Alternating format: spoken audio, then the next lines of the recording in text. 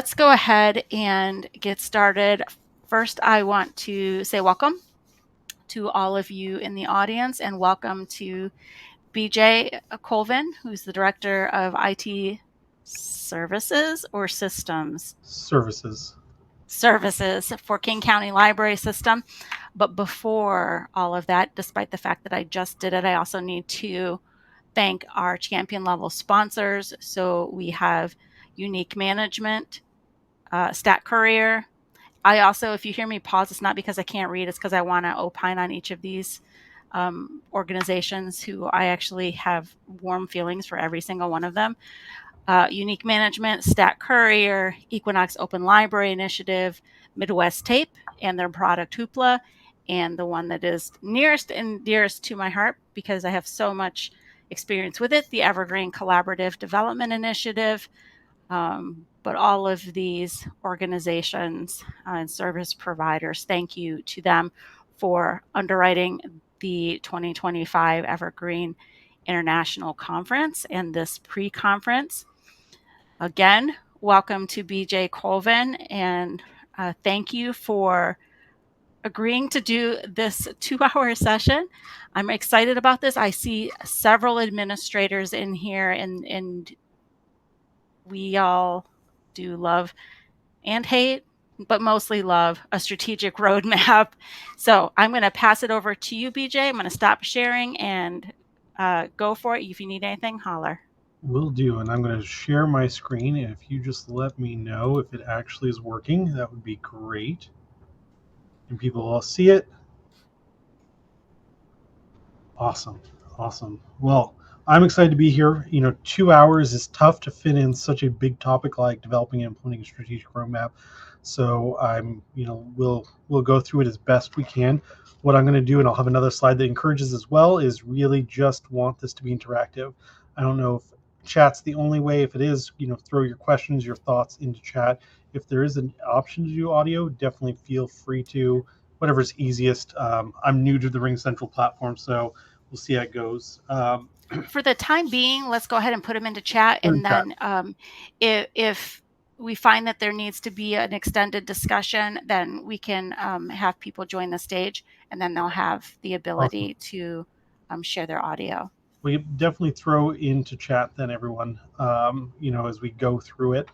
I'll give a little bit of background. So I'm director of IT as we call it here at KCLS Information Technology Services. Prior to that, I've lived a lot of different lives. So I did a 6-year stint with an organization called Association Options, which specializes in working in nonprofit associations, doing strategic planning. And so I did the math this morning because I was just kind of curious, and I don't remember every project I've worked on, but I've done 125 roughly strategic plans over my career. So it's something I love doing, and no two strategic plans are the same. What we'll go through is a really high level of, I think, what are some of the critical things to look for. And I think this is applicable whether you're talking about a strategic plan for your entire organization, or if you're just looking at building off your strategic plan for a single product. Let's say, we have some admins in here, kind of from what I've heard, and recognizing some of the names, up to the people running their own organization. I think this is just one of those things that I'm going to hit on some universal truths, as well as just things that have worked really well for me as well. So we have about 2 hours of content, and we'll dive in. Let's advance my slide. I know that was something that was said was not working in an earlier session. So is everybody able to see the agenda slide? It's working great. Perfect. Awesome. So, what I want to do is, these are the kind of how I break down the topics. The first is starting with why, talk through a structured strategic plan, building the plan, implementation, and then bringing people along. We'll see how far it goes with some of the other topics. I do have a session tomorrow that we're talking a little bit more around the relations with stakeholders that I think will touch a little bit deeper on bringing people along. So we'll just see how time does it. So, but I will just say, is everything, even IT, we're people organization at the end of the day. Like, every IT department is there serving the people. IT departments don't exist without the people. And so I think that's a really important topic that I build into everything. So introduction, I really want it to be interactive. Throw your throw things in there. I want, you're looking through the different topics as we're talking about it, throw your questions and your thoughts into it. I find that every session that I do is better when we have some engagement. I'll share, with that consulting work, beyond just the strategic planning, we did a lot of education with organizations, board of directors, executives, and I find that if you are asking questions, it leads us to a better end product. You know what things you're facing the day to day in, and most likely other people on this call are facing those same things. And I think it looks like we have a decent group, so uh, feel free to just throw in um, in the chat as I kind of get started. What is your experience with strategic plan, and what are you hoping to get out of it? So we'll kind of start that off as I get going. So, if you don't have anything, it's okay to say I don't know. Just get that practice of using that keyboard. So, starting with why, and I really think that this is critical. The why can't be understated when we talk about anything, whether it's a basic, single, simple system. If that's, just a system, like I'm thinking even simpler than Evergreen. Like if you're building a roadmap for Evergreen internal house, but you're looking at, we're going to add a new module to something, or I know that we have a lot of systems such as our e-signing. Knowing why you have it and being able to articulate that is critical to start. And I find that most success depends on if you're able to articulate that why. So, and I just throw fun quotes in the beginning of them. Hopefully I have the right attributions for each of those. So I see some of that chat coming through. So 5 to 6 strategic plans, project management, not a lot of strategic planning. And I will say strategic planning and project management go hand in hand. If a project that's based on a good strategy is going to be more successful than we just need to get this done. So in basic how to, I think we'll hit on that in a Nicole. So um, I think this basic how to kind of starts with, is anybody here familiar with Simon Sinek? And I don't know if there's a way to just like do reactions even. That'd be cool. So I love Simon Sinek's book. He does it much more justice than I ever could, but it's really talking about that purpose of why. And so he's kind of talked about this golden circles idea, right? It's very easy. Just to reiterate for those who aren't familiar, is very easy for us to say what we do. Like talking about Evergreen, it's very easy to say what Evergreen does. I would challenge, to say like how gets a little bit, harder, right? Like we can talk about like at KCLS, we have a team dedicated to Evergreen, to keeping it up and running. The how is, we have Bill Erickson, I believe, is on this call, for example, right? He's going to be doing some, enhancements to Evergreen. He's going to be running it. Um, Lauren Yachman is going to be managing the team. The how is easy.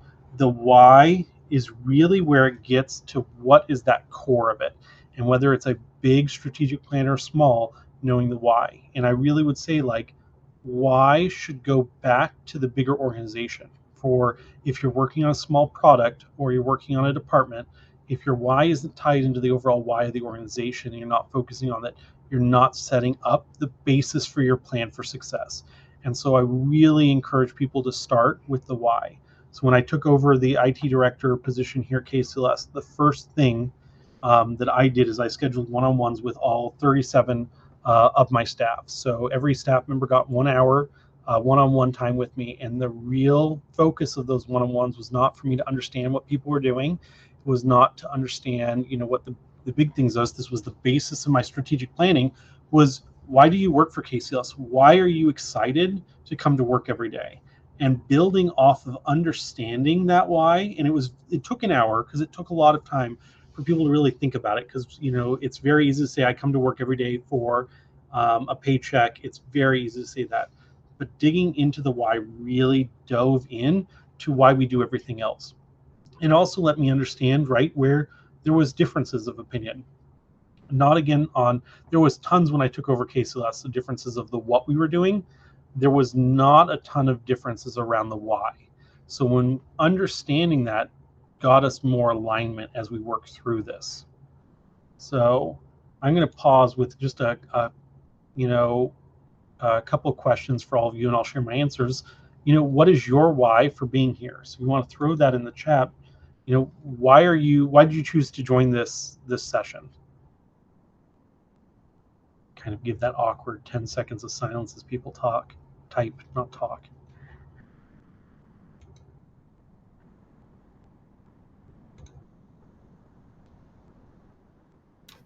And I'm going to say my why for these, the obvious ones, and then the less obvious ones. Perfect. So my why for being here is I'm on the conference committee, and I'm in the session because I'm the moderator for this session, but also because I'm interested in all of this as a administrator at part of my heart.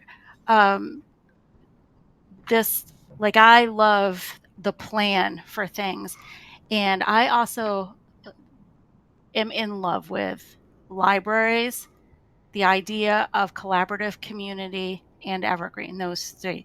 So this intersection of all of those things with how do you make that work? You make it work through administration and consensus, in my belief, and this is a key part of that. Also, I just wanted to be here to help facilitate this for everybody else. Great. Okay, so that's my why. And the whys always take longer than people think to share, right? Like it's never easy. Sometimes it's just, what, didn't have anything better to do, but there's always something deeper, right? Because there's always lots of things to do. Kathy has a great comment too. Yeah. As the person in charge of the strategic direction of my organization, I'm always interested in improving my skills so I can better serve my libraries. See, this is also always a good test to see how many people are listening to the session. That's the definitely a little bit of a trick. I'm going to read these out loud. Do you mind if I Yes, just read them out loud? Yeah. Okay. So Taryn says, I want to get better at making sure that my efforts are contributing to our larger long-term goals. And Katie says, it's great to have Evergreen conference content for planning and strategy. So I partially came to support having that kind of content. I have a story. I'm going to share that story real quick. Yeah, go in ahead. 2012, as a library director for an Evergreen library, an Evergreen Indiana Library Consortium, I went to my first Evergreen content, and I don't know what I was expecting, but what I experienced was not what I was expecting. It was so tech heavy. It is a tech conference, but I cannot say enough about how this conference has changed since then to incorporate I think of it as the full stack of the library experience, so that it's not just IT, but it is administration, it's libraries, it's end users, patrons, and library staff as well. And so Katie just reminded me of that I'm so proud that this kind of content is here. Now, Jeanette says, in the midst of our planning for our next plan, this is a very relevant thing. Jennifer says, our organization is in the process of updating our strategic plan. So this session seemed very relevant. Debbie, I love admin planning stuff, same.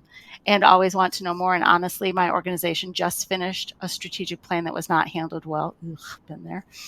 And I want to learn more from Jane about planning and how to make projects more effective and less stressful. Thank you. Yes. Well, and I will just share to one of the comments, right? Like the strategic plan was not handled well. In my strategic planning career, I, could after about the first 10 strategic plans we did, within about 30 minutes of the conversation, I could tell you whether an organization was going to have a good strategic plan or not at the end of the work. There's a lot of things that I can come in and tell an organization very easily, like, hey, here's a strategic plan, within about 2 hours of reading about the organization of what they need to do. That part is so easy, could do it in my sleep, but that doesn't mean anybody's going to do it. And I think that's why I really start with the why. And that's what organizations that could articulate why they do what they do really could make it. And so, you throw it in the chat too as we talk about this. But the other one is, why do you work for the organization you work for? Getting a little bit deeper, right? Like, because you're here because you work for an organization related to Evergreen in some ways. What is the why that you show up to work every day? What is it that you get excited about to do? Each person's going to be different, but if you're working along and you know that you're in alignment with it, no matter what you do for a strategic plan, even if you make the wrong decisions, let's say you make the wrong investments at the end of your strategic plan, you made the wrong call, it's going to be successful as long as things are aligned with your why, right? Like I've had organizations that made really bad investments, but it was intended to advance their members, in the association world. And because it was really focused on that why and everybody bought into it, the wrong decisions taught them something that was really critical that then turned into a success. So we've had conferences that bombed, that no one really showed up to, that still really advanced it. I've had software upgrades that have gone really poorly, but because we kept the center of the why, it went really well. And so I shared my whys, to each of these. So I really believe at the core of my, existence is sharing knowledge. I find that I'm a better person because I have learned from other people, and I believe that that is a core thing to our information, and people are central to everything I do. And I work for KCLS because I believe in its mission. I grew up in poverty, and I believe that I was more successful in life because of my investment in people. And so when I was looking for positions, I could make more money. I live in Seattle area. I could work as an IT director at even a small startup and make probably 5, 10 times what I make here. But I believe in the mission, and I'm more successful because of that. And it really, KCLS's mission is to inspire the people of King County to succeed through ideas, interaction, information. It's something at the core that just speaks to me. So when I was looking to apply, that's what my why is. And I think that's what makes it critical. And so I just a little slide on, like, how does this why apply before we kind of move on to the next topic. And it's everything you do should advance your organization's why. If you're building out a plan, whether it's the software or a whole system, if it's not advancing the why of the organization, even if the project's successful, it's probably not going to move that needle. Not a guarantee, because you get lucky accidents, but it needs to tie back. And so if you cannot articulate the why and you're starting strategic planning, you need to go back to that first step and relearn the why. And it enhances that long-term vision. One thing is that why, knowing the why adds so much clarity to everything that you're doing. If a strategy or a tactic or a project is coming into existence, if you can articulate how it advances the why, it just clarifies everything and breaks that day grind. And the last one is it really does allow you to engage stakeholders. Is you're talking through the planning process and you have the why articulated, people engage more naturally, just hands down. So I know this is very high level and like hard to understand, but I want to really emphasize that with everything relating to strategic planning. So before we go on, is there any? I'll give kind of a sort of pause for throwing something in the chat. Is there things that anyone has questions about with this why? I know we're trying to condense everything into 2 hours, so I want to also pause for questions here. I'm looking for questions, but I also do have a comment here because this kind of strikes at like my core. Like this is just a guiding principle for me anyway. Not just in libraries, not just in my career, but just life. Why am I doing this?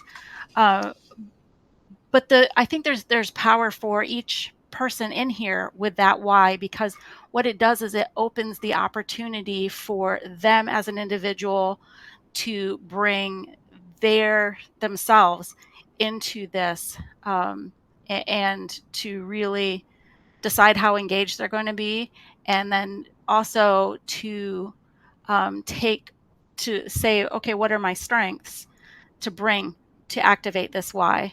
And I think that's just an amazing opportunity. So that was just my comment about Yeah, this. 100%. I don't see anything in the chat, so I'm going to start moving back. But if you think of something later, like throw it out. I can go backwards, forwards, upside down, any direction anybody needs to go. So now we're going to talk a little bit more into getting the nitty gritty of the structure of a strategic plan. And I like to talk about it as building a roadmap, not a goalpost. At the end of a strategic plan, you're not coming back. You didn't get to a goal, and you're creating that new plan and tweaking it. I talk a lot about with strategic planning as well. Feed the winners, starve the losers. You're constantly evaluating and trimming it. If anybody grows plants here, right? Like you don't just let the plant go and see, did it turn out well? You're pruning it. You're checking on the water. You're doing all this stuff, and it's the same thing for the strategic plan. You're also not building a perfect strategic plan and putting it in your desk drawer. If you, at the end of your 5 years strategic plan, you pull that plan out and it's not covered in coffee, the corners aren't bent, you probably weren't using it well enough. So it's a good thought. I have one tomato plant left to do. So, and the best way to predict the future is to create it. Peter Drucker, I think this is very true. Is you're really, when you're in a position to strategic plan, whether it's again any level of the organization, you really are creating the future.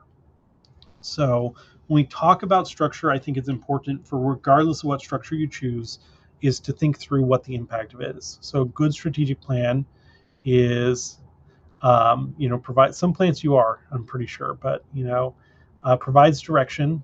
It's going to highlight priorities, and I know my bolding with this font didn't show it very well, so I bolded direction. Clarifies expectations, right? Like people know what to expect when you have a good team. um, yeah, I've spilled plenty of coffee on computers, so aligns the team. I think alignment and understanding it, you get the opportunity to focus resources to have the most back, and you create a roadmap for delivering on the mission, and you build accountability. And these are things I'm going to dig through as the session in. But I really think this is the impact of having a strategic plan. And if your strategic plan is not doing these things, it's worth looking back. And so I use this structure for any strategic plan. So we have the mission at the top. Why do we exist? This is your why. Some call it a vision statement, whatever it is. And that is everything builds up to that. I use this structure because I think it really shows. You get more details as you move down. If you're looking at a small project, let's say, we're talking about, and I don't want to call Evergreen small, but I'm going to use Evergreen, right? Like you're building your strategic plan for your Evergreen implementation in your system, knowing why you have Evergreen, what is the goals that you're really trying to accomplish, and how can you articulate it. Everything needs to build that up, right? KCLS Evergreen is really critical because we own our own data. Making sure that what we're doing in Evergreen and our plan on that continues to feed that is critical. So you then have your goals. What do we need to do to achieve our mission and vision? And I hear a lot about SMART goals, and I believe in more SMART strategies. Because goals I think should be something that are really easy to articulate, and I'll have an example later of this, but they should be still really high level. And you can call it, some people call them initiatives, whatever the thing is, but you're wanting with each of these levels to have 3 to 5 things to point up to the next level. So you're wanting 3 to 5 goals. What is the goal for the project? And if it's a singular thing, it is just a project. But if it's multi-tiered, I think it's a strategic plan. And that's just, again, my own personal preference and how I break things down. You then have your strategies, and you build out each of your goals. If you have 3 goals, you should have 3 to 5 strategies leading up to each of those goals. And this keeps your plan consolidated, right? And it's okay to have fewer if you're talking a smaller product, but if you're looking at a department or an organization, 3 to 5 goals is really the sweet spot. What are those big things we want to accomplish? The strategies are going to be the specific things, and this is the area where most of the pruning is going to happen, right? If you build 3 to 5 strategies to advance your goal, 1 to 2 might be successful for each of those goals, and you want to invest in those more and let the ones that didn't work out, go by the by side. Your strategies you should be evaluating every year at the least frequent. I evaluate our strategies every 6 months to see, is it working? Is it in line with what I want it to achieve? Are my intentions being met? Then you have the performance measures and action plans. And I know we have a project management on the call. This is really where the action plans and that project management will definitely come into place. But if you know you're building into the structure, your action plans should be pretty easy to build. You know what it is. Yep. And my next slide, I think, talking about the conciseness, is I really want to hit the kind of the topic of goals a little bit deeper, because I think that it's really is that what the organization wants to accomplish. So a goal could be, and I think I'm going to jump ahead on my slides a little bit. I want to show KCLS. This is my department's strategic plan at a high level, not our action plan. So the strategy we had set out, and we determined we really needed 4 goals: people, technology systems, data, and innovation. Those were our 4 goals that we built our plan around. We wanted to be focused on the people to provide and support systems and process to deliver responsive, engaged support to caseless staff. That is a very concise goal. And then these are the strategies we built under it. And I admit we went a little bit over 5, but that's the idea. And I'll pop back. I'll look at this one a little bit um, in more detail later, but I wanted to just kind of show that is if you end up with 1 to 2 goals, you end up having this hyper focus and you miss some really great opportunities. I know that a lot of people want to get good at 1 or 2 things. Unless you're 1 or 2 staff members, it's not going to make sense. 3 to 5 goals, we find at the seat because you get a really effective use of the resource. It's easy to articulate. People can understand it, and understanding is like 80% of the battle. And then 6+ goals, you get resources are spread thin, leading dilution, and minimal mission impact. And the reason for that is that you're all over the place. You're not good at anything.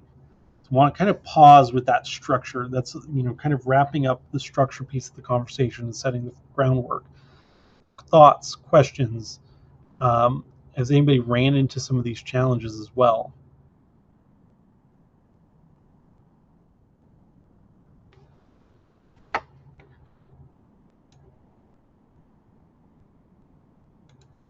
Those who work with me, I'm very good at the awkward silence, waiting to give people a chance. That was a joke because I'm not. I tend to talk through it. Okay. I think so. I do have some thing Yeah. about because I've been part of multiple, and in every single case where we were able to start out where you said to state the why.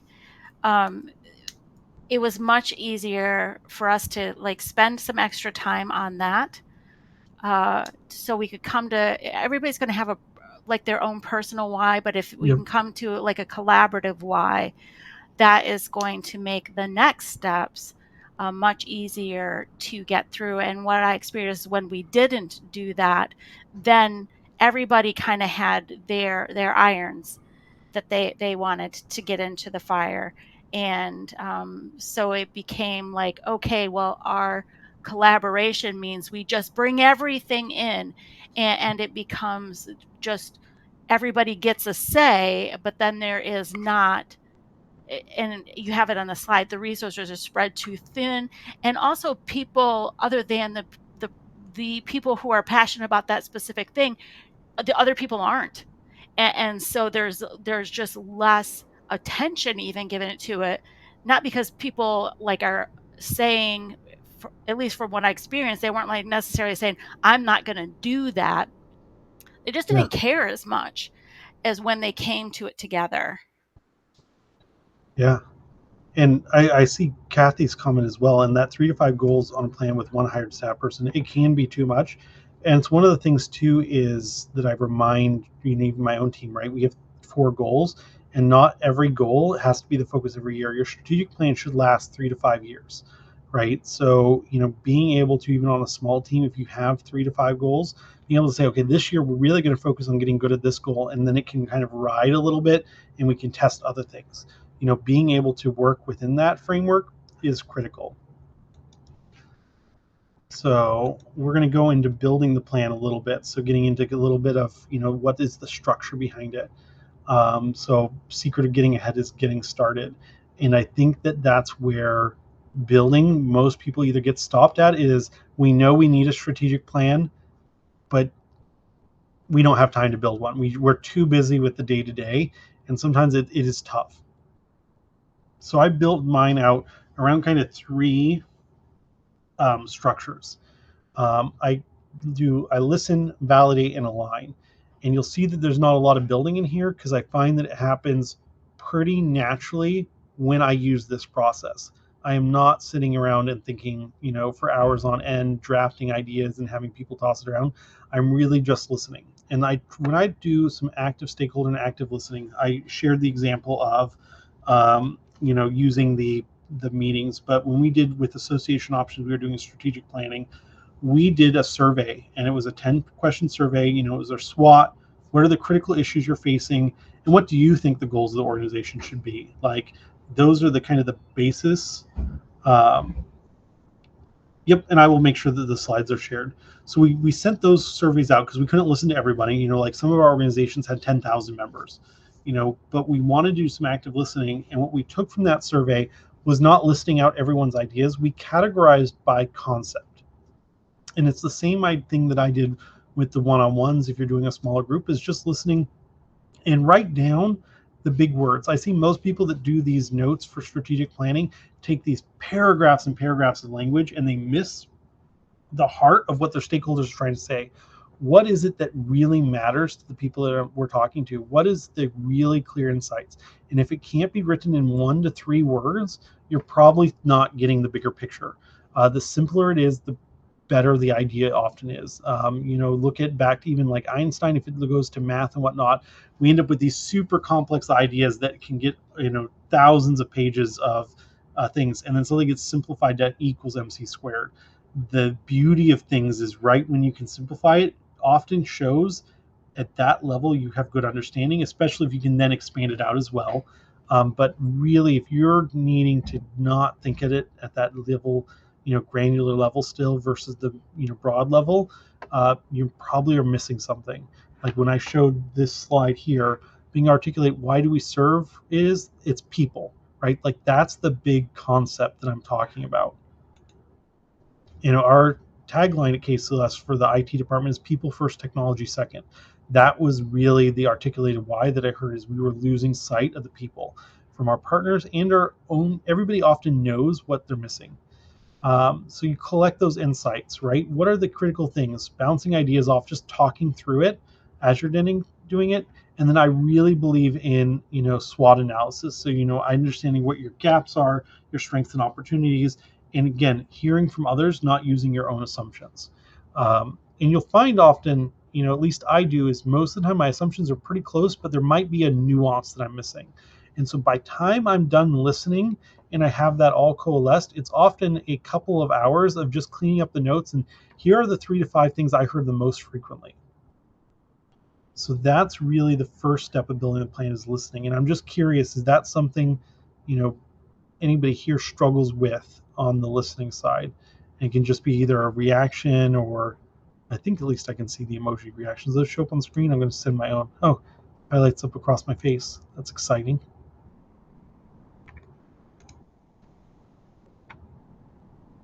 I don't think I can see anybody else's though, so maybe that's not as useful as I thought it was going to be. See, listening and learning, it's a critical thing. Well, I'll keep moving on if anybody wants to throw any things around listening, the challenges that you have. The next one is validating, right? So you've listened to these things, you've put it down on paper, and you're hearing what other people think. So I took our strategic plan here on a 3-month road trip. I visited many of our libraries, talked with staff from levels of management down to our pages that were helping. Would you feel that this would make your life easier? How would this benefit you if IT starts doing these things? How is, on an organizational, we definitely talk about that kind of roadmap of just checking in with your membership. This is what we're thinking. This is what we heard. Are we on the right pace? And it means that people feel heard, because people will see if you use those big, broad topics, they'll definitely see whether you got it or not, versus if you overly narrow it in. And you'll always get the voices of like, well, you missed this piece of that piece of the data. And I really recommend just pulling back. I'm like, okay, but if we get those things right, does it accomplish that bigger topic? Then you're going to be able to prioritize the initiatives based on impact and feasibility. You've captured all the data, you've heard it. What can you actually do? That's part of that validation piece. That's either working with, if you have a management team you're working with or staff, you checking in, or if it's just a one person, what your capacity is more intimately than, if somebody trying to run a team. So are we able to do it, and is it aligned with the impact? And then a gut check of, does it align with the organization's mission, vision, and values? And if it doesn't, how do you need to adjust to get it there? Is it the right place? So, and then that alignment is that kind of like last thing, is you kind of have this plan and you're really just refining it at this point. You're creating some clear actionable goals. You're really, what I'm talking about is, what are the targets that you're trying to do? You're able to create some alignment, and you're able to set up that benchmarks and success measurements. So you're really looking at, can that happen? And so I'm going to just show KCLS as one. If there's a different example people want to see, I also have ones from our business application team, which manages our Evergreen. But what we did through this process is the things I heard loud and clear is that it was people first, technology second, right? Everybody talked about when they walked in the room, everybody talked about, even if they were talking about tech problems, they were talking about the people involved. So it became very clear that we needed to focus on people. And then from those conversations, I built out these strategies, right? Communicate what why we're doing. And so this doesn't look really technical, right? But it was what we were missing that allowed us to open up more technical things. So then we were able to look at our technology systems were really things and what were we missing there, right? We needed to be reliable. We needed to meet business needs. We need to improve workflow. Some of the things we're doing really well, and I heard that loud and clear. Some of those things we needed to do a little bit better. We did not, have a cybersecurity person. That showed up really clearly. That fear was something we could address. We also wanted to work more on building data, and then we wanted to be innovative. Those were the kind of priorities that showed up. From that, we were able to say, okay, we have all this and we had this as our strategic plan. So again, it's a 5-year plan. So our first year plan was focusing on this in order. We need to focus on the people and get really good at it. Again, a team of 37, we spent the first year focusing on the people because that was what we heard loudest and clearest. And we got really good at that over the first year. And that's what a strategic plan lets you do is you get this all on paper and see where are those areas and ideas in alignment.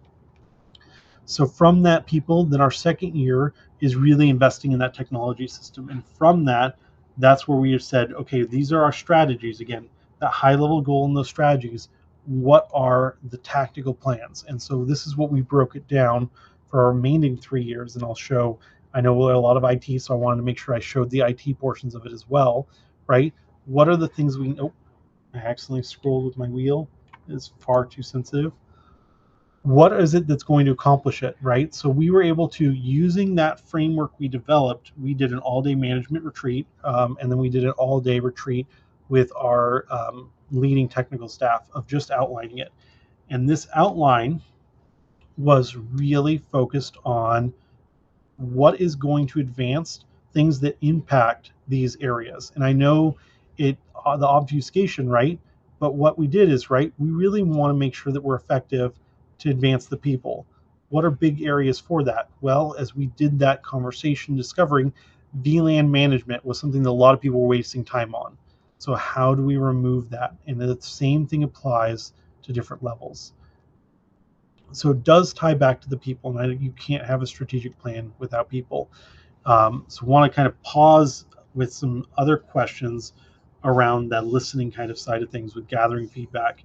So are there barriers you've experienced when trying to gather the feedback from stakeholders, and what methods maybe have you found that are effective? And I'll, just throw this up, get some feedback in the chat, because maybe that's a topic we can dive into to work as a community, kind of support each other.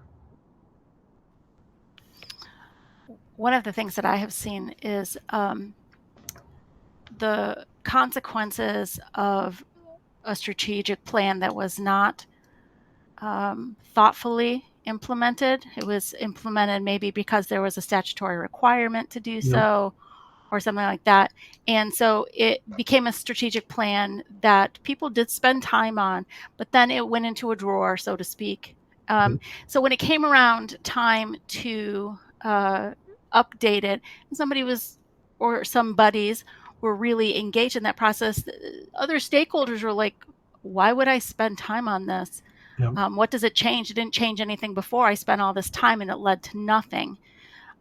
Or we can, there's a cynicism, and I'm guilty of it at times, that there is the dreaming and then there is the doing. Now, I have enough experience to know that you can dream things and then do them, but they do require, there's work and there's steps to be laid.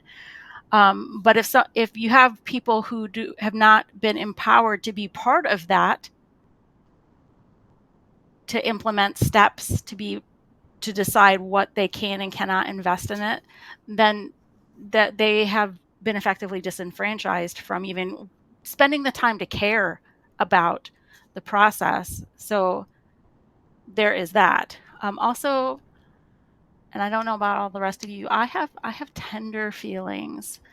And so when you're talking about getting honest, unfiltered feedback from stakeholders, if it happens to be about you or something you're very invested in, um, at least for me, sometimes I'm like, oh, maybe somebody else can get that feedback and then translate it into something that I'm emotionally capable to handle.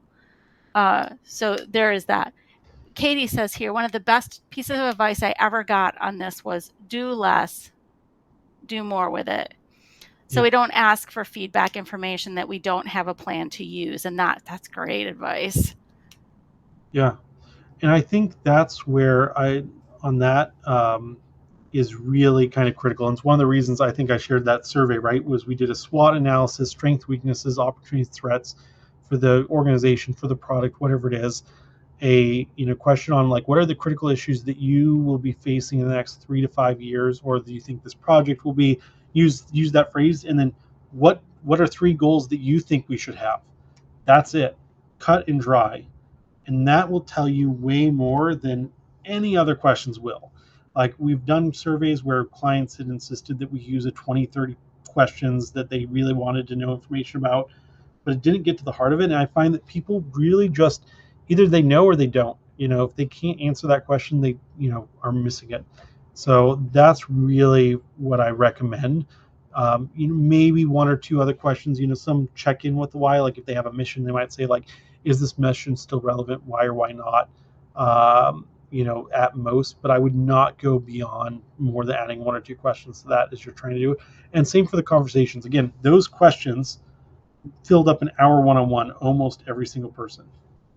So, and the stakeholders who are irritated about a particular thing, so the feedback is all about that one thing. The thing that I have found in my career is, right, if they're irritated about one thing, either it doesn't make sense or it's not changeable. There's probably an unmet need deeper down that is worth digging into, right? Why is this person upset? We had one stakeholder here at KCLS, I'll just share like a real example, that just was irate and mean, on a regular basis. Trying to figure out, have all this negative feedback, was just upset about all the things we're doing. You dig in and you find that this person hasn't been listened to for probably the first 25 years of their career, and just had learned that, hey, I got to be louder. And you try to give the things, but they just had that convince, and you're going to run into that. So whether or not through doing that, but everybody else in the organization saw that we invest that time. So we didn't change that feedback, but others around them saw that we were invested in that person. What that leads to, right, is you build more trust with those colleagues, and you also can always keep in mind that you're only going to make 80% of people happy. I'm a firm believer in that. No matter what you do, 20% of people always think you did the wrong thing. And as long as you're hitting that 80% think you're doing the right thing, you're probably pretty close to being on track. So, but listening to them still also then can be weaponized against them, saying like, hey, we did exactly what you asked for, we did it. Or articulating. But I find that validating back what they're telling most of the time ends those. You're always going to have that stakeholder. So then I want to get a little bit into implementation next. So really talking about, okay, you have the plans and turning to actions. um, and this is a quote from Walt Disney. Get around started is to quit talking, begin doing. I find that a lot of organizations, this is the plan that gets put on the shelf, or it's not perfect, and so it never gets done because they haven't answered every questions. It's better to do something wrong than to not do anything at all, because at least you're learning. So setting a timeline, and I'm a big fan of XKCD, so I had to sneak at least a couple comics in here. But really, once you have that plan, what are your milestones and how are you going to track progress? So really define on that plan, okay, you have 3 to 5 goals. Up front, you can only do one per year, say based on your same size. KCLS, we try to do 2, but like if you're a smaller team, you might only be able to do one per year. Say that is how simple it is. You're just saying like, hey, this is what we're going to tackle and this is what the year. Obviously being willing to be flexible, but establish those milestones not because it's a bad thing to miss a milestone. That's information you can do. When we get a lot of strategic plans that I see that fail as well, and it's often the same groups that are struggle to hear the why, set the milestones and then they miss one and they say, well, the whole plan is ruined and throw the whole thing away. We need to start over. You're using the milestones to really inform how are things going, right? Then you're going to be able to identify that critical path and dependencies for execution. Are there things in your plan you have to do before you do other things? In case of us, we need to fix the people project. An organization maybe that's struggling financially needs to increase revenue before it can tackle other things, right? Yeah. And then the plan for the unknown, and that's a really fun one. But what planning for the unknown means is you're going to be flexible. COVID happened and threw off every strategic plan we had done. You need to be flexible, but to maintain momentum. The enemy of a good strategic plan is losing momentum. Let's say you get a roadblock because you can't procure a new technology. Being able to shift and continue to get things accomplished in your plan, that's why it is really critical for people to kind of continue to believe in it. And as soon as things stall out, whether it's because of a bad plan or something outside of your control, people start to meander. It starts to get fragmented. So I really encourage, one of the things is trying to find ways for being momentum and having those backups. When you look at your strategic plan and you establish those milestones, what are the things that you can work on if something else stops? So I want to pause it, setting a timeline. Is there any questions, thoughts, feedback, struggles in this area?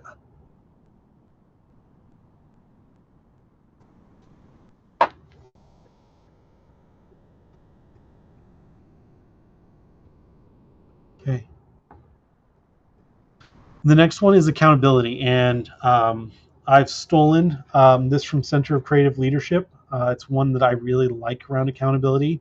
It's give support, provide freedom, share information, provide resources, and be clear.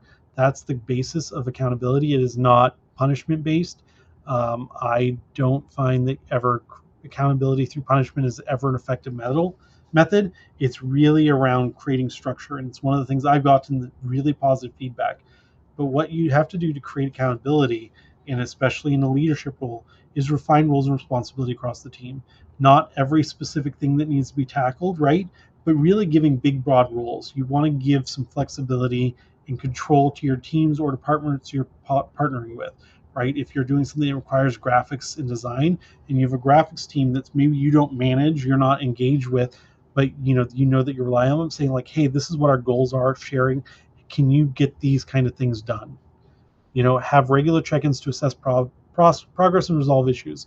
Once a month, my team and I pull up the strategic plan to look at, like, are we green light, yellow light, red light, and we are get excited when we have a yellow light and a red light, because it means there's a problem to solve and it means people are being honest. um, I don't know if anybody has ever read, one of my favorite books is An Outward Mindset. This is a really great story about that. So we're going to tag book. I know we all work in libraries, so that's a book recommendation. It's by the Arbinger Institute, and I have a copy over here, so you can see how much I like it based on the number of tags. But yeah, Outward Mindset by the Arbinger Institute, a really great basis for that. Um, and then you're going to foster a culture of ownership and commitment to deliverables, making sure that people feel that they own the portion of the plan they're doing, right? If you have a team of 20 people, everybody's going to get a very small slice of that plan. Do they feel like they have ownership and they're contributing to the overall plan? And then making that accountability visible and encourage failure. That's one of the ones that I think people get really scared of. But you have to be okay with failure and you have to celebrate failure, right? Like, because it is, what did we learn from it? We recently had a project where we wanted to create a change management log, and we tried it in one of our tools, and it didn't go the way we were hoping for. And that was awesome. I got excited that it didn't go the way we wanted, because we learned something new, and it showed that publicly that an idea that I really advocated for didn't work, right? And it didn't work, so we learned more about how people were working and what we could do to better meet their needs. And because we made that so visible and so okay in our culture, it didn't derail the rest of the plan, and it led us to having a better process in the long term, because we knew more versus having kind of honestly like a process that everybody just ignored, and we didn't want to talk about the fact that it wasn't being used. So around accountability, thoughts, questions, again, just kind of pause.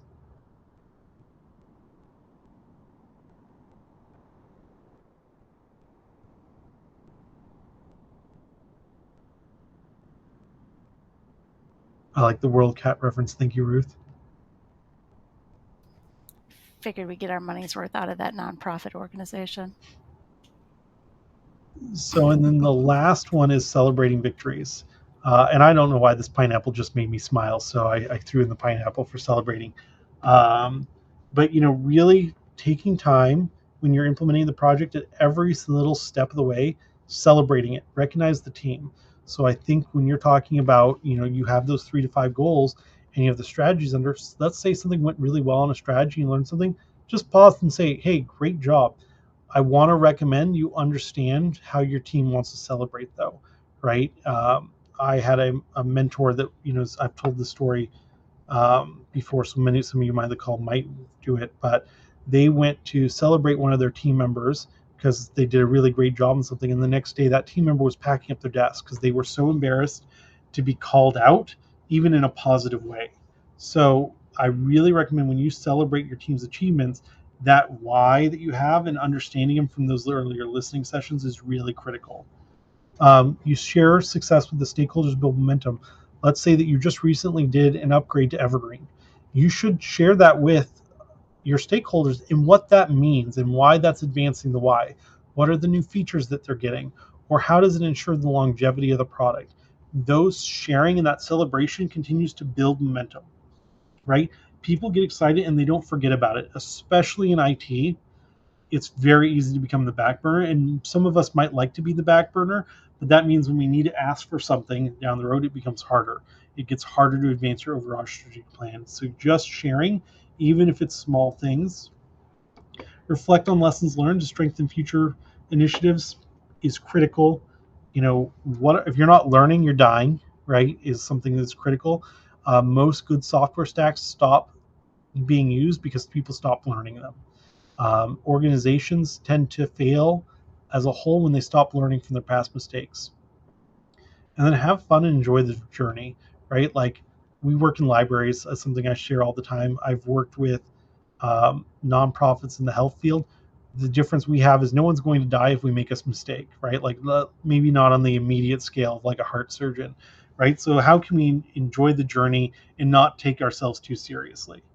Uh, it's such a critical point. So when I look back at celebrating the victories, the create accountability, and setting the timeline for implementation, is there anything that you struggle with in your organization? Anything you want to dig into deeper, or have some more like real world examples? Because that's really, I think, where you're going to get the most out of the session is through some of that.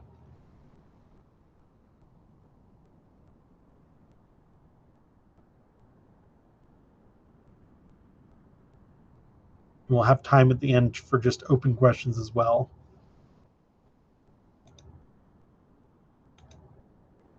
Okay. So the last one is really the bringing people along. So people buy into the leaders before they buy into the vision. Um, Even if you're an organization of one person, you're serving other people, and bringing people along with your strategic plan in the process of building it and implementing it is really critical. If people aren't buying into your plan is not going to go anywhere. So the biggest thing that I want to touch base on that's critical for it is building trust, right?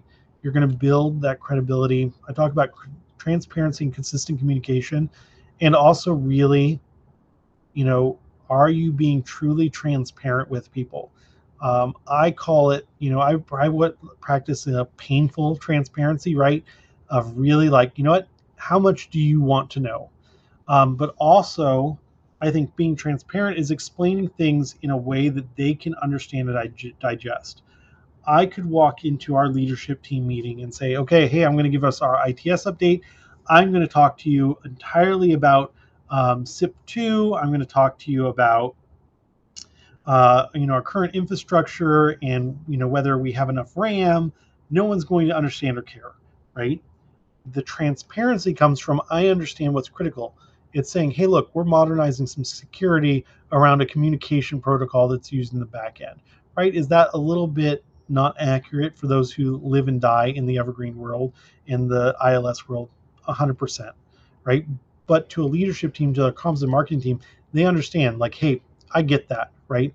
That's a really important piece to transparency, and then builds up that confidence, and it builds up that, and then providing that in a consistent way, right? And that consistency can also be, if things change, saying, hey, I know this is what we said it was going to do in advance. As we've learned more, we've discovered X, Y, and Z, right? Um, it's something that, if you're not doing, if something isn't going wrong, you're probably not being transparent enough. People don't know where the mistakes are. You have to foster an environment where feedback is valued and acted upon. And this is feedback from stakeholders as well as other people. In the organization, one of the ways I do it personally is I end up almost every conversation, is there anything I can do to make your life easier? And if somebody says yes, X, Y, and Z, I do whatever I can to either get them the right person to do that can help with them, or give them an answer and help them directly. And sometimes that is like, hey, I'm really glad you shared that. I understand that the button being blue instead of yellow is really impacting your daily work. And I'm really sorry, and because of accessibility reasons, we need to keep it this color. That is something that people, then they know that you heard them, and you're telling them why it can't happen in a positive way. And then adding is, hey, is there something else I can do to make that button easier for you to use? Is a help guide on it? What can I do? It's understanding the core issue, not just acting on everything. And it can be taxing up front, especially when you're establishing this. But I found, like, in my 2 years of this current strategic plan, it went from questions every day to almost never having questions, because I've just taken care of the problems, and I almost have less work now than before I had with the strategic plan, because I just was able to get those pain points addressed, and my team was able to do that as well. So demonstrate reliability by meeting commitments and following through. And meeting commitments, again, does not mean that you hit every single target. It means that if you said you're going to do something, you either do it or you follow up and say what's going on and giving an update. Timelines are going to shift. Things are going to be missed. That's okay. That's part of that accepting a failure, and being human and owning your mistakes. I'm one that I like to explain how I do things, probably a little bit too much detail, but I create that predictability and I create that relatability, that people know there's not a secret agenda going on. And that's really critical for trust. And so when you talk about implementation and building relationships and seeing success, trust is going to be the basis for it. I'll tag another book here, Speed of Trust, as one that my management team and I are reading together. Um, you know, and that is talking through some of that. So trust is a topic that could be spent hours on all its own, but that is really critical. And to gain trust, you have to often extend trust, and that's something as a culture, especially in the US, that's not normally done. And I find when you be the one that breaks that, you move things forward. Any thoughts, questions, input on the trust?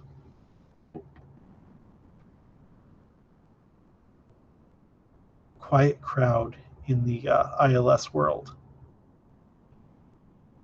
I did a strategic plan with the National Society of Accountants, and trust came up, and it ended up being a probably 2.5 hour discussion on trust. It's The Speed of Trust. Let me grab it by Stephen. Is it by Stephen Covey? Yep. Okay, I'm gonna I work in a library, so I have stacks of books right here. So put a link right in here, Debbie. Awesome. So I'm going to continue on into kind of this communication. So we talked about that why, and it's really is, once you've articulated the why and you've created a vision, you need to continue to share it. And that involves, first bullet point right there is involving the stakeholders through consistent connection. Are you checking in? I have one-on-ones with every director at my level once per month to just check in and just say, hey, are things on track? Are you feedback? Those connection points are also an opportunity for me to share. Is every time I'm trying to listen, I'm also sharing that vision back and making sure that I'm still on track and in line with what they're needing from that strategic plan.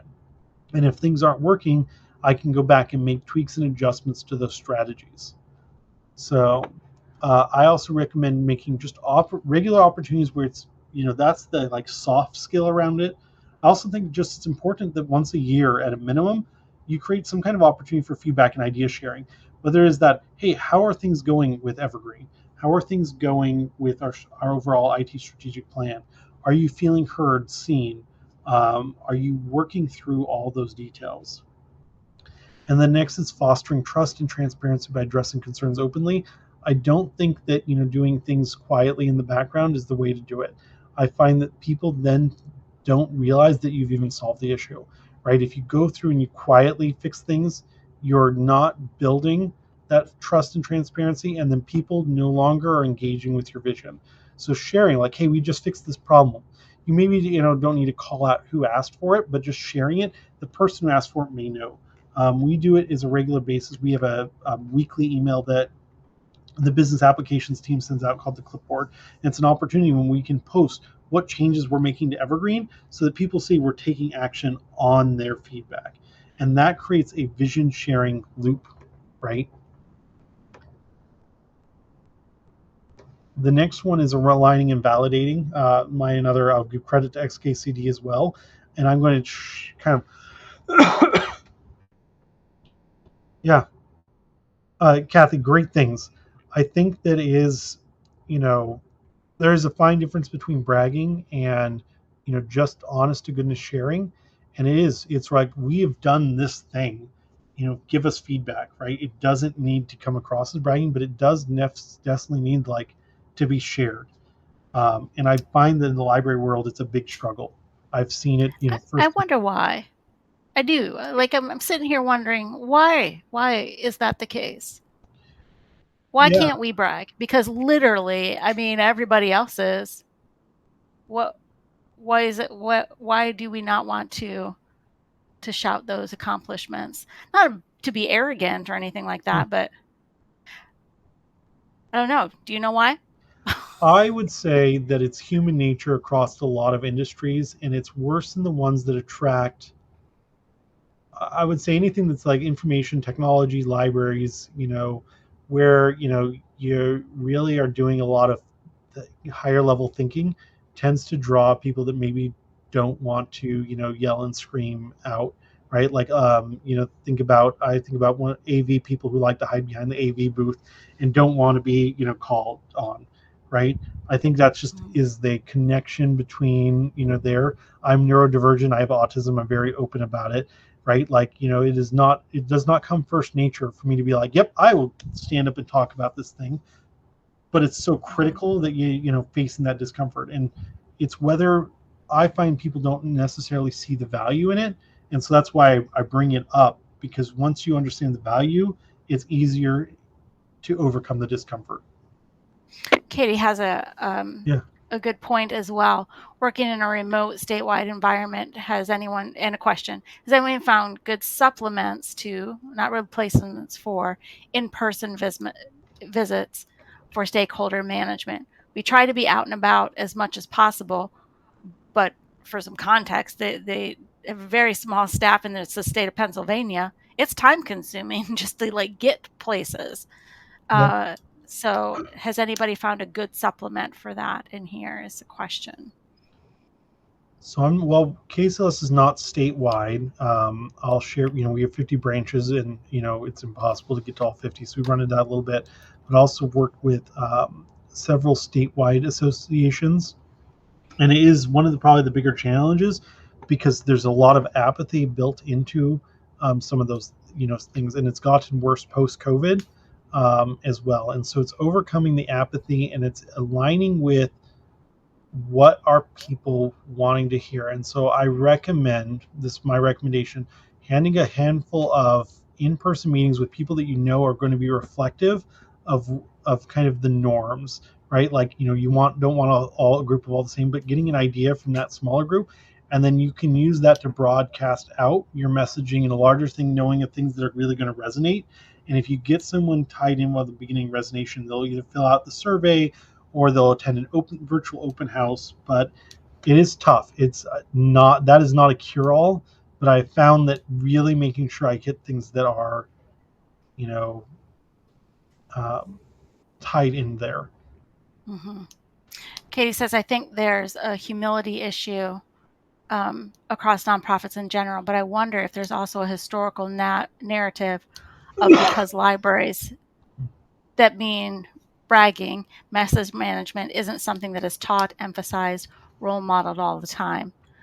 Also, we do know that librarianship, not necessarily the IT component of it, but to a certain extent, librarianship is female heavy.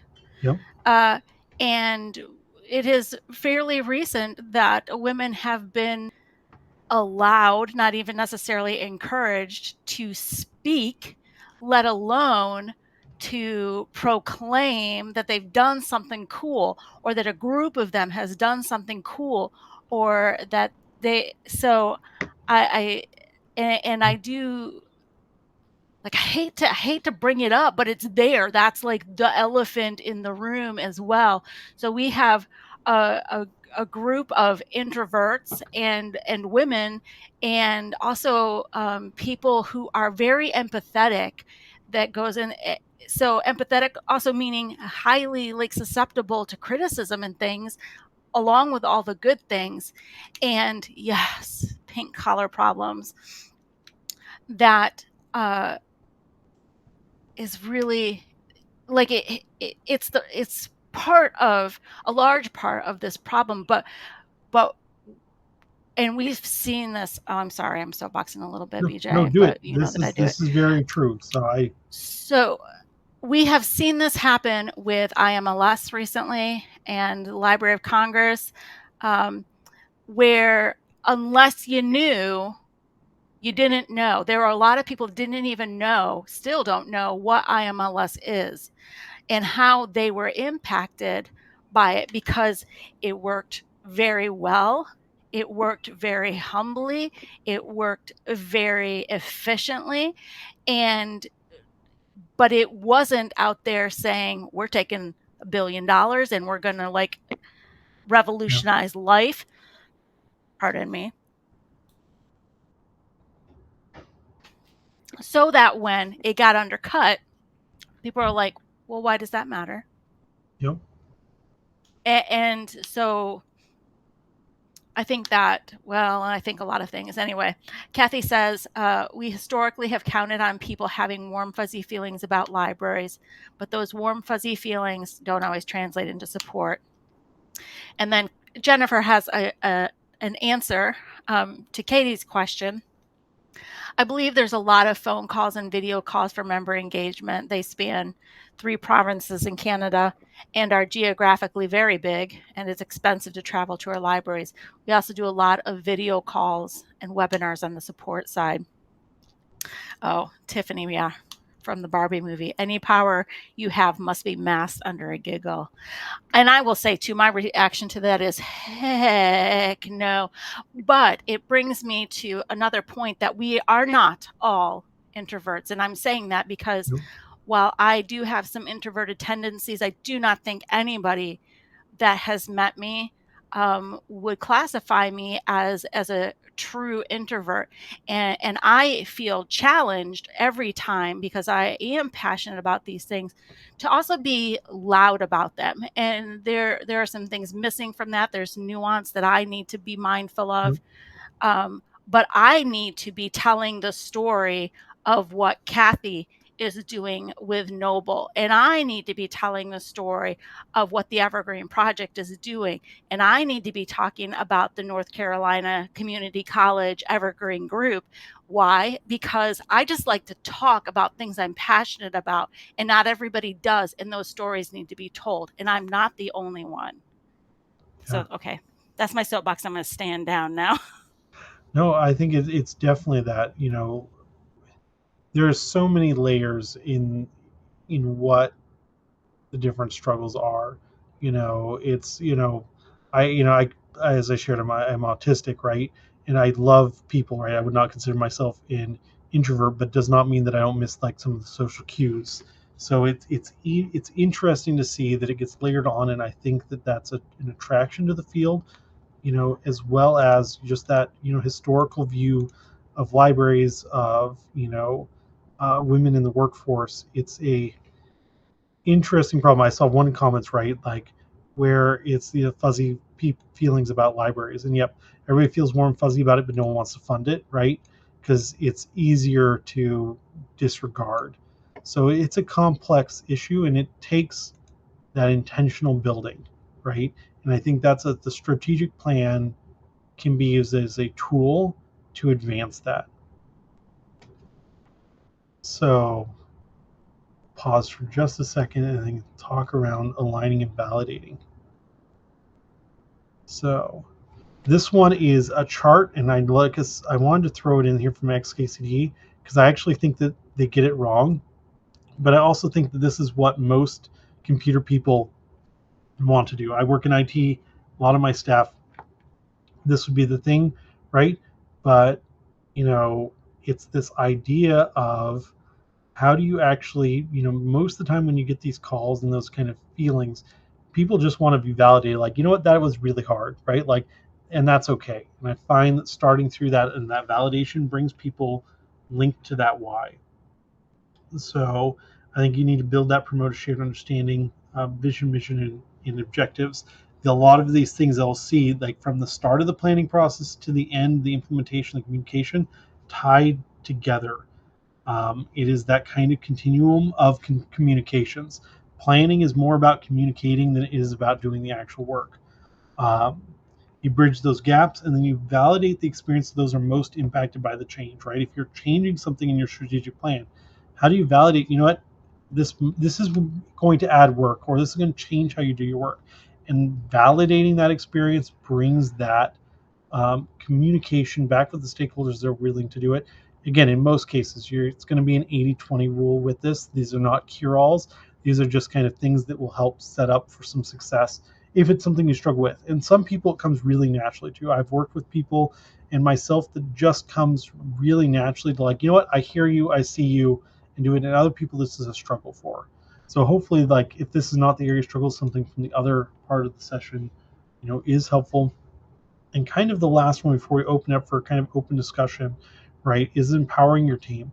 I think that it's the most critical piece of this. If you have a team, or you're working with others in any way, is how do you empower them? I really encourage building autonomy. Give them problems to solve and the resources to solve it, and they will be super, effective.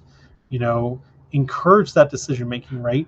When I talked about what I did with every single one of my team members, that first one-on-one, and we do an annual one-on-one with everyone, right, is I encourage, even from the technician levels, the people just answering help desk, what do you think the strategy for the next 5 years is going to be? And I incorporated that in that so they had their voices heard. That encouraged, when they were answering those phones, they knew people first was most critical.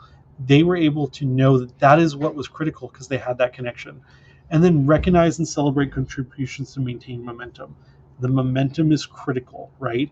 And so again, it's recognizing the difference. I have some team members that I just send a single chat like, hey, I really appreciate you're on teams. Other ones I give the call outs in our all staff meeting. But by empowering them, they're the ones that are going to drive your plan forward, right? Unless you're a single person doing the plan all by yourself, you have to rely on those work under you and with you, beside you, to really ensure that those go forward. And giving them the ownership will be the greatest gift that you can give them. So I'm going to put my contact information up there, and I just want to have this as an open chance to have some discussion, some, like the things you want me to dig into more. We're right on schedule. I like to leave about 15 minutes for it. I will find a way. I'm assuming there's a way I can share the slides after this, and get posted somehow. Or if not, you can email me, and I'm happy to share the slides or other resources that I might have. So thoughts, questions, things that are on your mind. Stop sharing for a second.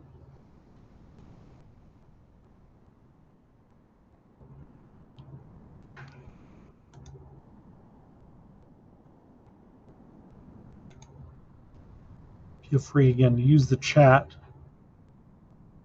Awesome. So the slides will get posted. It's being recorded as well. All of this, I don't have any trademark or anything like that. I encourage that to share. I'm a believer in information sharing. So if you want to pull portions of my presentation and use it for other things, you're welcome to do so. Awesome. Thank you. Questions, Questions. pain points that you're dealing with currently? I'll say this was very, there were a couple of things here. I mean, I do have experience with this, not nearly as much as your 150 strategic plans. That's a lot of strategic plans. But even as I was thinking about, because we're going to be talking about the Evergreen Project strategic plan tomorrow, and I wrote a couple of things down here to remember about that. We've put in so much work on it, but the reminder that work is ongoing, but also is an opportunity for building community, which this is all about. Um, and I also do love the quote, the best way to predict the future is to create it. I'm going to actually like have that all over the place where I work. So Awesome. Kathy says, I love the point about not working on every goal every year. I used to try tackling a piece of each goal every year. It was a relief when I started to let some go. Absolutely.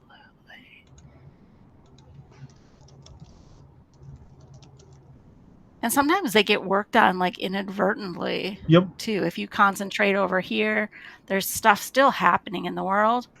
And you find when you go back to that thing, you're like, oh, well, I'm further down the road than I thought I was, which is lovely.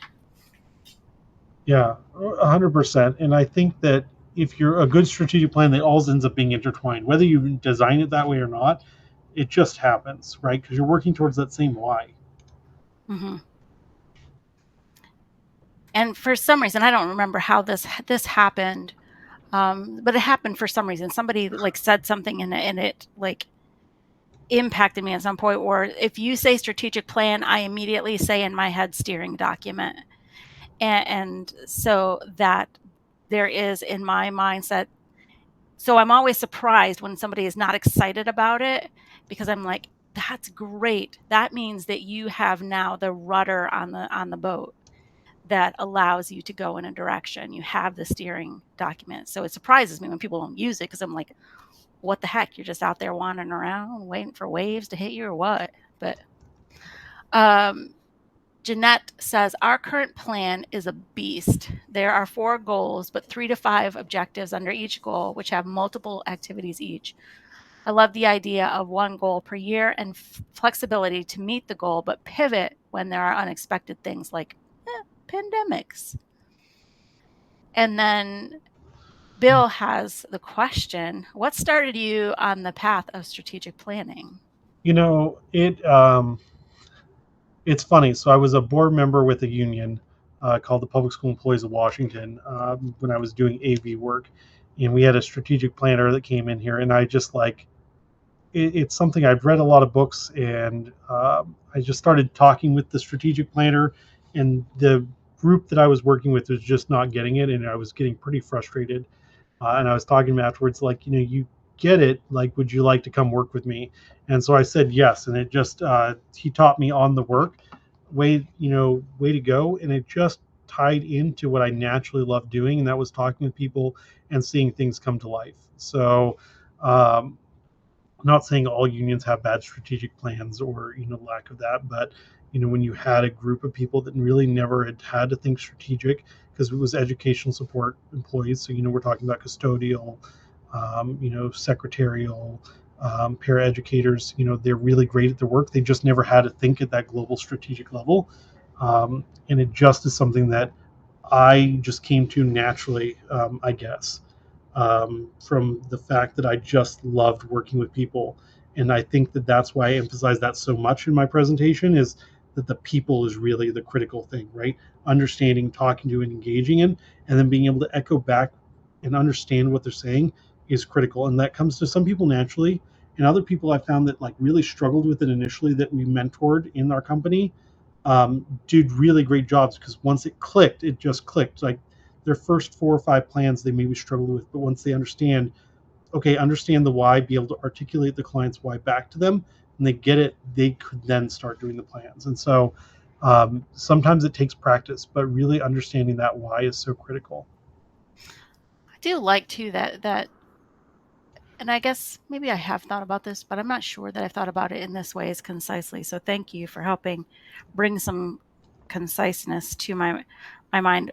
I mean, for me, when I think about a strategic plan, I immediately go to uh, an institutional Yep. strategic plan of some sort, but it doesn't need to be that. It can be a departmental strategic Yep. plan. It can be as small as it really needs to be to get consensus, get information, have conversation, and find a path forward for a group of people with a shared goal or shared goals, shared vision, I guess is the Yeah. best way to say.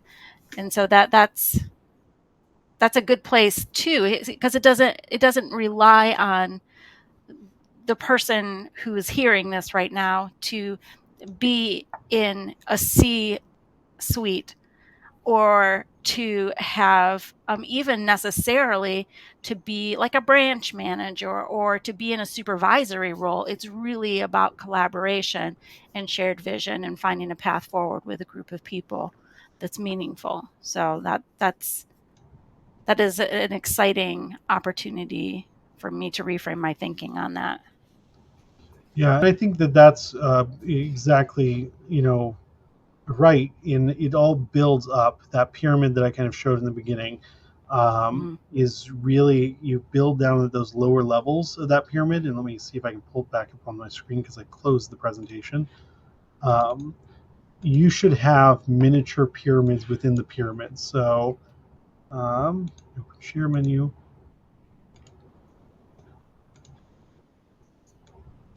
So if we look at this strategic plan, right, with the structure, when you talk about into your, your department, if your department is working on it, you will have a miniature strategic plan in your action plan that will build up into this larger plan, because Mm. you should have the things, but it should, with the organizational one, should all tie back together for it.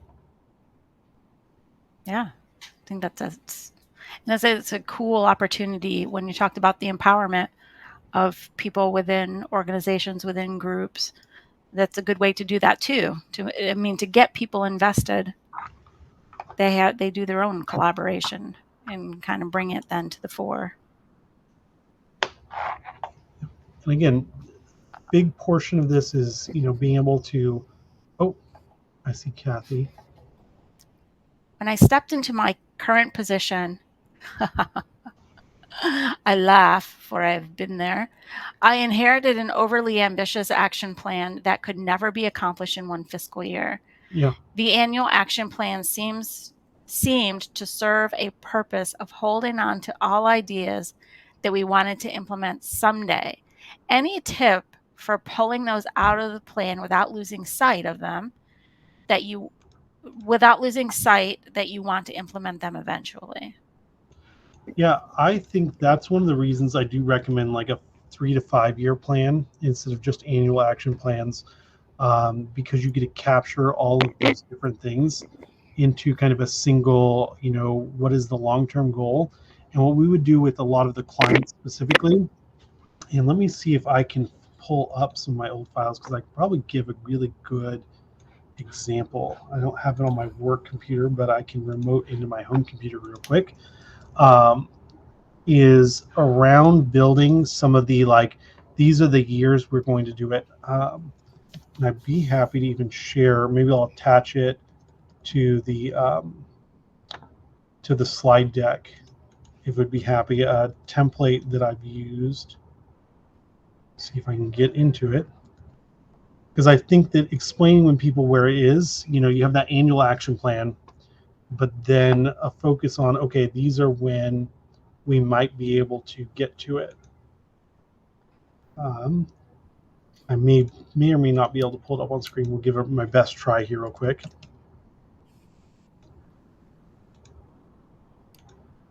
So, but it's tough, right? Because you want to show it every year, and you also end up with the stakeholders that are saying, well, why is my thing not on there?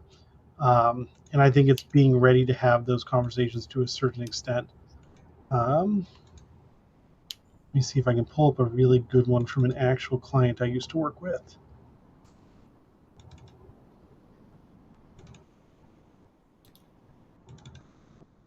This was a fun client, so let me see. I think I did that there.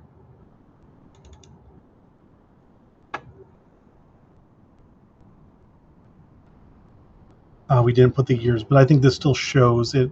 So I will show, this was for the VEX, which is the Veterinary Emergency Critical Care Specialist. What we did is this was all the things that they wanted, and then they prioritized it. So they said, like, okay, we want to get to 2 to 3 of the high things. And so when they built their high annual plan, they would link back to it. But then they said, what we're going to tackle the high priority things first, then the medium and low. But what we told them is they can only have 3 high priorities per goal. It's a large enough organization so they could do it. So that's one of the recommendations of having that is, this is a lot in here that they wanted to accomplish with all the strategies, goals, strategies, and you can see they built out the tactics, but then it was prioritizing those, and that was still in the plan, but then your annual action plan was built on those high priority ones. I'll see one if it actually has the dates in it. I'll say in the consulting world, sometimes I missed it because you get to work with really fun groups and just the names that groups come up with. I think this one. So then was the idea that those medium and low priorities would eventually find their way up into that high category as the high category is knocked off. As you got good at those things in year 2 and year 3 and year 4 of your strategic plan, you're able to pull those things into it. Okay. So I think we did it for, and what we did when I was doing the strategic planning, each client has different kind of requirements, and each one ends up being, unique. So it always makes it kind of a fun process because no 2 strategic plans are ever the same. I could come in and write the same strategic plan for any organizations. Here's a good one. So this was the American Board of Pediatric Dentistry. I'll share it right here, right? So they had the different strategies, and then they put out in advance what their performance measures was going to be per year.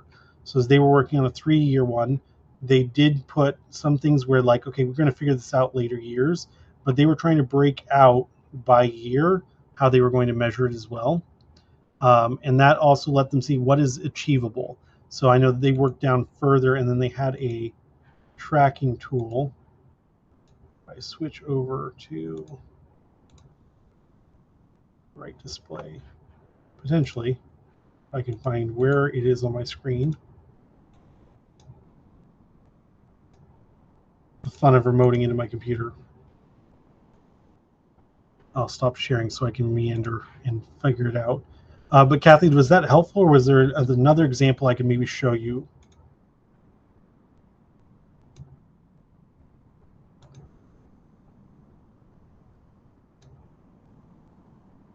She said very helpful. Yeah. Perfect. It's good to know. I think this is the ABPD one that I wanted to see.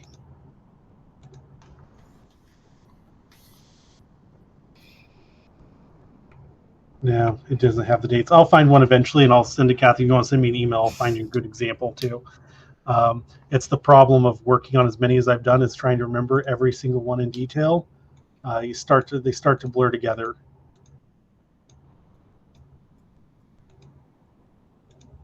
Other questions? I want to make sure that you're getting out of what this session you want. That's why I kind of keep it a high level, and then like to have lots of time to go into these things. And I know it's tougher in a hybrid environment. So excellent. I'm glad to hear that, Kathy. That is good.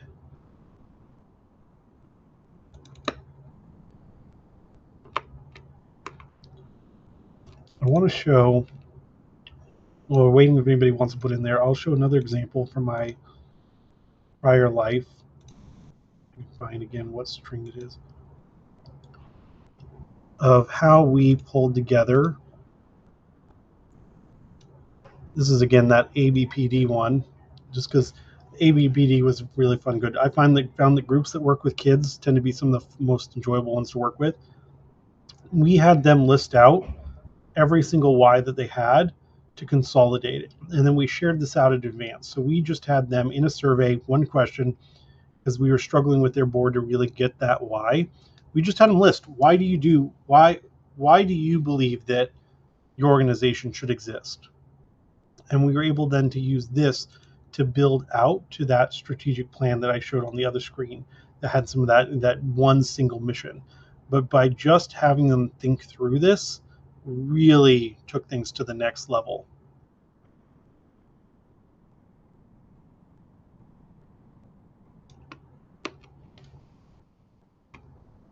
Other questions, thoughts, things that you're struggling with when it comes to strategic planning?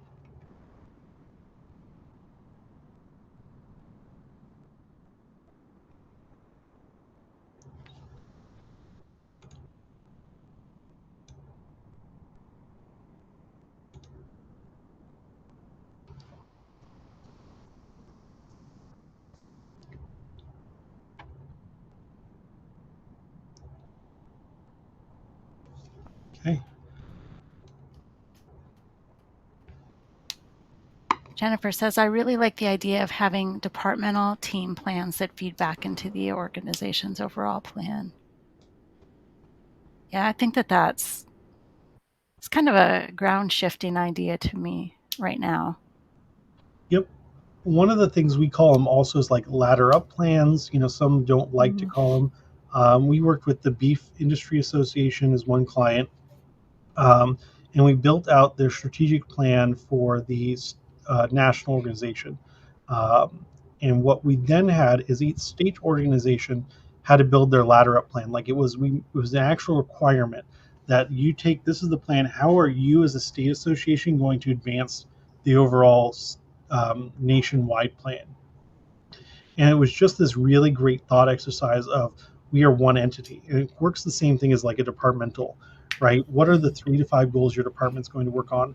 I manage 4 different teams here in ITS, and I expect each of my managers to have a plan for what we're going to be tackling that year. And I asked them to start at the why, and it's a challenge, right? They want to dive into the technical things because it's what they're really good at, but really making them pull out the why of the individual teams to really further the overall goal. I think one of the cool things, and this is not novel. I'm just reiterating what you already said, is that once you have articulated the why or the whys, and you have created uh, your goals and your tasks and your evaluation mechanisms, then really the work has been done as you follow through on that to um, shout the accomplishments from the walls so that it becomes easier Yep. for those who are less comfortable going into that to say, oh, I don't have to think up all of the things to say. I don't have to remember all of that. It's literally written down. And now rather than it being bragging, it's reporting. Yep. And then to be purposeful about that reporting, then it's just part of what we do. I'm not bragging. I'm doing what I do. I'm reporting what happened. And so it becomes very transparent. It becomes vocal. It becomes out there in the ethos. And it's got nothing to do with me being an arrogant jerk or out there to advance my own purposes or my own ego. It has to do with this organization has followed through in these ways, and this is the evidence of that. And that makes me think. I want to share one of the exercises we did with the team, just talking through a little bit, talking about the view. Um, like I said, I like this dynamic stuff, especially when it's called strategic planning. And so what we did is we did an in-person meeting. We did 2 hours aside, and I broke up everybody into groups. So we had this we had the plan in there, and part of the validation process is, you know, we're going to lay this out, and this is the actual one that we used. So this was group five's tactic. Questions I asked each of these small breakout groups to work, and we made it about 4 to 5 staff members each, so you can think of, multiple groups. And I asked them to consider this: what are we already doing effective in each area? What ways are we not currently meeting the goal? What is the most important to our stakeholders in this area? Getting to think outside themselves. What can we do in this area? What are new ways we can achieve resource we need to accomplish, and we should stop doing to free up resources? So, and I put the mission in front of them. We talked through it, and I also put our culture. So, ITS here, one of the things, again, people first. One of the first things we did to accomplish our goals is really define what our culture was, right? And the focus on people first, technology process second. This is something we found in our strategic planning was really critical. Not everyone needs this. I find that I would say probably about half the organizations I've worked with need to really just define their culture intentionally. And so that was a key part of our strategic planning. But then I got everyone's input. So I said, what's the goal? What strategy is? And then what do you suggest from the ground up is the tactics that we should do it, and what resources would we need? And I found that we were able to really add on to our strategic plan and fill it out in a lot more detail, because we were able to look at, our strategy, communicate not only what we're doing but why we're doing it. We were able to get people, hey, well, we should charter our initiatives. We should do news articles. We implemented a lot of these things that we probably would not have thought of if we did not hear from everyone in the organization that works on it. And you can see we had some really great ideas that came from this. So just kind of showing that next layer down of that tactical plans. And then my management team and I took this to clean it up. And I want to see if I have,